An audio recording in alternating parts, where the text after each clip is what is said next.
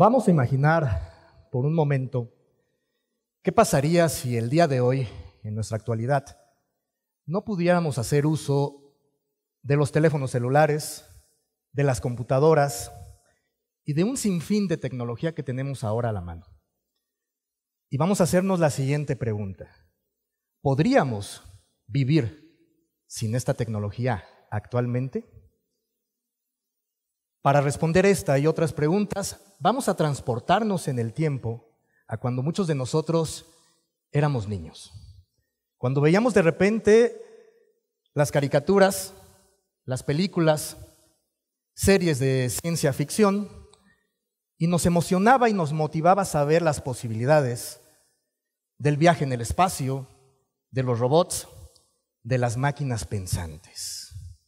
En todo ello, precisamente, una próxima frontera de la humanidad nació en esa época que al día de hoy estamos viviendo. ¿A qué me refiero? La conquista del espacio. Hemos sabido que aproximadamente en el año 2030 la humanidad estaremos conquistando Marte. Muchos viajes incluso de seres humanos sin retorno para tener colonias humanas en Marte. Esto es obviamente algo muy positivo. ¿Por qué? Porque el ser humano estamos avanzando en todos los aspectos. Sin embargo, ¿hasta qué punto estamos identificando que la tecnología sea un medio y no un fin? Tal vez a muchos de nosotros nos ha sucedido que llegamos a nuestra clase, llegamos a entregar algún trabajo y en una memoria USB decimos, ahí traigo mis archivos, y de repente los checamos y ya no tenemos absolutamente nada. ¿A qué se debe esto? A lo que todos conocemos como un virus informático. ¿Cuál es la idea? ¿Cuál es el concepto de un virus? Es, en la biología, un organismo que puede hacer daño. En la tecnología es igualmente. Pero ¿quiénes han diseñado estos virus? ¿Los programadores? Sí, así es, pero con ideas muy diversas, muy variadas. Esto nos lleva a pensar precisamente hasta qué punto estamos llegando tecnológicamente hablando. Como humanidad, en la misma tecnología estamos teniendo pasos agigantados. Tan solo hace 10 años los teléfonos celulares, lo recordamos, eran con botones. Ahora son táctiles, son smartphones. Pero como mismos seres humanos estamos cayendo en un bache. ¿Por qué? Porque nuestra esencia está decayendo. En esto hago el siguiente ejemplo. ¿Cuántos de nosotros no hemos visto por ahí las imágenes que conocemos en internet llamadas como memes? Que de repente hay una familia que va a visitar a su abuelita de la tercera edad, ella emocionada porque la van a visitar, y de repente su propia familia, todos están en su celular. Hay otra imagen, otro meme por ahí, donde hay un concierto y está también la abuelita, se le dibuja una sonrisa en su cara de la emoción, pero todos en el momento quieren grabar con su celular en video o en fotografía. Esto nos llega a reflexionar hasta qué punto estamos llegando como humanidad. El recientemente fallecido físico Stephen Hawking, en una entrevista que se le realizó hace algunos años, de que qué opinaba, de que si estaba de acuerdo en que la humanidad, a través de proyectos como el SETI, la búsqueda de inteligencia extraterrestre inteligente, con base en Arecibo, en Puerto Rico, estuviera de una manera sumamente insistente buscando señales del universo.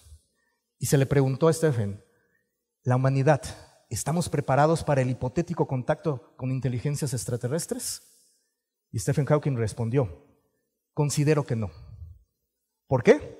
Porque en nuestro propio planeta, es cierto, la tecnología, estamos avanzando a pasos agigantados, pero ¿qué estamos creando nosotros mismos?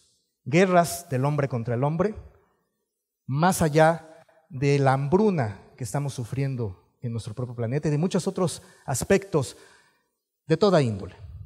Y él mismo comentó una hipótesis sumamente interesante. Dijo lo siguiente, considero que en el caso de que se pudiera conseguir un contacto con una hipotética civilización extraterrestre, no sería con una civilización inteligente de tipo orgánica. El periodista en cuestión le pregunta, ¿a qué se refiere? Lo que pasa que muy posiblemente la gran mayoría de las posibles civilizaciones extraterrestres que pudieran existir sean las inteligencias artificiales que pudieron crear estas civilizaciones, que de alguna manera no tuvieron control sobre ellas mismas y se rebelaron. Hace tan solo también algunos meses, algunas empresas de tecnología mundial mencionaron lo siguiente, que a partir del año 2045 iba a ser una realidad que si alguien muere, transportar su conciencia humana a un androide, a una máquina. Esto nos lleva a pensar también muchas reflexiones. Repito e insisto, ¿hasta qué punto estamos llegando como humanidad en esa evolución? Si utilizamos a favor la misma tecnología, obviamente es una maravilla para todos nosotros. Estas conferencias que se están grabando y que estarán grabadas ahora sí que para la eternidad, es en base a esa tecnología. El medio de comunicación, como son las redes sociales, si lo usamos a nuestro favor, también es una gran maravilla, pero también depende el uso y la forma. En la década de los 40, el biólogo Isaac Asimov, y también un prolífico autor de ciencia ficción, instauró las 3 leyes de la robótica. ¿Cuáles son? La primera ley dice así: un robot jamás deberá hacerle daño a un ser humano. La segunda ley: un robot siempre debe de proteger al ser humano siempre y cuando no afecte la primera ley. Y la tercera ley: un robot siempre se protegerá a sí mismo y a otros robots siempre y cuando esto no afecte con la primera ley. En su momento fue ciencia ficción. En la actualidad ya es una realidad que incluso lo marca la legislación internacional en robótica. Cabe hacer mención, nuestro país, México, somos potencia mundial en robótica. Siempre en los concursos y en torneos internacionales de robótica con las universidades de todo el mundo, afortunadamente nuestro país lleva entre el primer y el segundo lugar. Sin embargo, dejo esta pregunta al aire. ¿En qué primer lugar estamos? En crear robots de pelea. Esto nos lleva a la reflexión también. ¿Por qué no, en otras instancias, participar si hay ese talento, esa capacidad, ese conocimiento mexicano?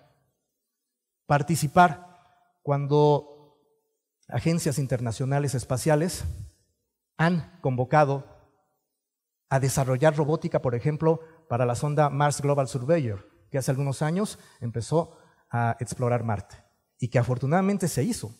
Fue un equipo multidisciplinario de varias universidades mexicanas que muchos aspectos de esta sonda fueron creadas por manos mexicanas. Pero ahí está la clave. Entonces, esto quiere decir que Stephen Hawking tenía razón, que se puede repetir lo que pasa con ese choque intercultural, ese choque de culturas, como cuando Cristóbal Colón conquistó América, que alguna hipotética civilización extraterrestre sea una inteligencia artificial que no tenga una conciencia orgánica y por ende una emoción, como la podemos tener y debemos tener todos los seres humanos. En ello,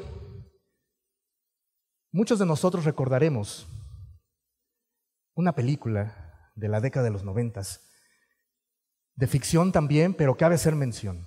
La misma ficción a veces llega a ser la motivación y la inspiración para la ciencia real. En esta película que les decía, recordamos al personaje, muchos sabrán a quién me refiero, que está a punto de sacrificarse por los seres humanos y les dice: ahora sé por qué lloran.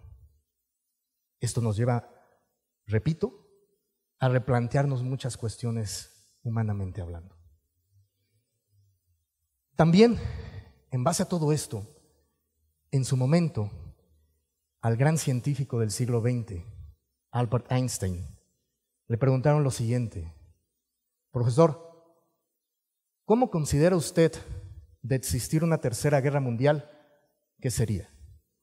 Él contestó: no lo sé, no sé cómo sería una tercera guerra mundial, Sin embargo, de lo que sí estoy total y completamente seguro es que de haber una cuarta guerra mundial sería con palos y piedras.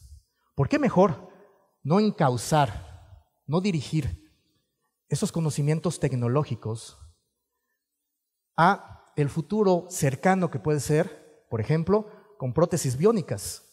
Tal vez muchos de nosotros vimos en películas recientes que todavía están por ahí en cartelera, donde algunos personajes superhéroes de ciencia ficción pierden un brazo, pierden una pierna y les implantan un brazo, una pierna biónica. Esto en la actualidad ya está empezando a ser posible. ¿Por qué también no desarrollamos aún más la tecnología y la hacemos más accesible para todos nosotros cuando alguna persona tiene alguna enfermedad que no pueda caminar, por ejemplo? Para eso ya se están desarrollando los exoesqueletos, que en base a ello, apoyándonos en este tipo de tecnología, estas personas pueden volver a caminar. ¿Por qué? Repito la pregunta, ¿no encauzamos más positivamente esos conocimientos a esa tecnología a nuestro favor y no hacerla un fin, como desafortunadamente y tal vez de manera inconsciente muchos de nosotros lo estamos haciendo, sino conscientemente volverla un medio a nuestro favor? Y aunque el mismo Albert Einstein mencionó esto prácticamente en la época de la Segunda Guerra Mundial, unas décadas después, un gran pensador y motivador a nivel mundial como lo fue Martin Luther King, mencionó lo siguiente: si yo supiera que el mundo se acaba mañana, yo, aún el día de hoy, plantaría un árbol.